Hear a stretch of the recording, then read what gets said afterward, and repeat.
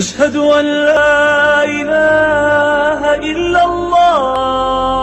আসসালামু আলাইকুম ওয়া রাহমাতুল্লাহি ওয়া বারাকাতুহু। শ্রোতা, আশা করি আপনারা ভালোই আছেন। আলহামদুলিল্লাহ, আমিও আল্লাহ পাকের রহমতে খুবই ভালো আছি। আজকে আমরা আলোচনা করব কোরআন শিক্ষার সহজ পদ্ধতি, পর্ব নাম্বার 20, অধ্যায় 3, অর্থাৎ মিম সাকিনের কায়দা এবং ইদগামে শাফাবি। ইদগামে শাফাবি কাকে বলে আগে আমরা এটা বুঝে নেব। ইদগামে শাফাবি মূলত মিম সাকিনের পরের হরফটি যদি মিম আসে, এটা ধ্যান রাখবেন। মিম সাকিনের পরের হরফটি যদি মিম আসে তবে তাকে ইদগামে শাফাবি বলা হয়। ইদগামে শাফাবি অর্থাৎ মিলাতে হবে, সেই জন্য ইদগামে শাফাবি। তো ইদগামে শাফাবির মধ্যে কিন্তু এক আলিফ পরিমাণ গুন্নাহ করে পড়তে হবে। যেমনটা ইখফায়ে শাফাবি এক আলিফ পরিমাণ গুন্নাহ হয়েছিল, ঠিক তদ্রূপ ইদগামে শাফাবির মধ্যেও কিন্তু এক আলিফ পরিমাণ গুন্নাহ করে পড়তে হবে। আমরা উদাহরণ দেখে নেব। ইলাইকুম মুরসালুন,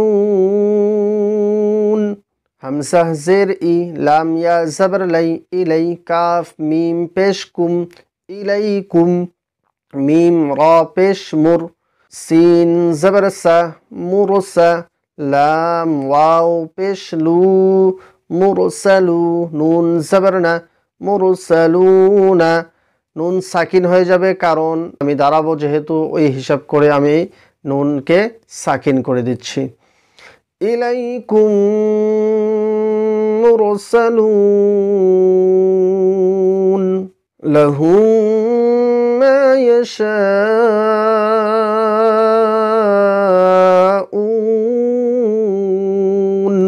লাম জবর লা, হা মিম পেশ হুম, লাহুম, মিম আলিফ জবর মা, লাহুম মা, ইয়া জবর ইয়া, শিন আলিফ জবর শা, ইয়াশা, হামজা ওয়াও পেশ উ, ইয়াশাউ,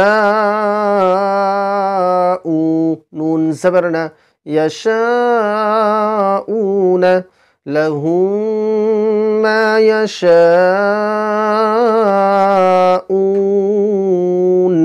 এখানেও আমি নুনকে সাকিন করে দিলাম, কারণ ওয়াকফের কারণে আমি থামবো, যার জন্য আমি এখানে নুনকে সাকিন বানিয়ে দিলাম। ফি কুলুবিহিম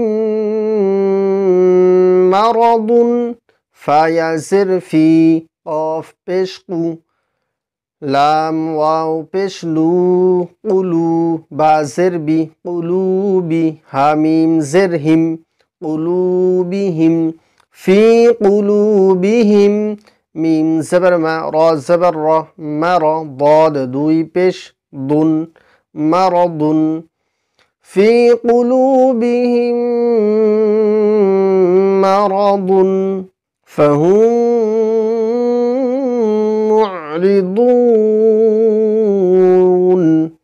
ফা জবর ফা, হা মিম পেশ হুম, ফাহুম, মিম আইন পেশ মু'আ, রা জের রি, মু'রি, দাদ ওয়াও পেশ দু, মু'রিদু, নুন জবর না, মু'রিদুনা, ফাহুম মু'রিদুন। এখানেও আমি সাকিন করে দিলাম, কারণ এটা আয়াতের শেষ শব্দ, তো যার জন্য আমি এখানে সাকিন করে দিলাম। তো সাকিন করলাম কারণ আমি এখানে ওয়াকফ করতেছি, আয়াত আমি শেষ করতেছি, যার জন্য এখানে আমি সাকিন বানিয়ে দিলাম। তো আশা করি আজকের পর্বটি বুঝতে পেরেছেন ইনশাআল্লাহ। আজকে এই পর্যন্তই, দেখা হবে আগামী পর্বে, অর্থাৎ কোরআন শিক্ষার সহজ পদ্ধতি, পর্ব নাম্বার 21। আসসালামু আলাইকুম ওয়া রাহমাতুল্লাহি ওয়া বারাকাতুহু।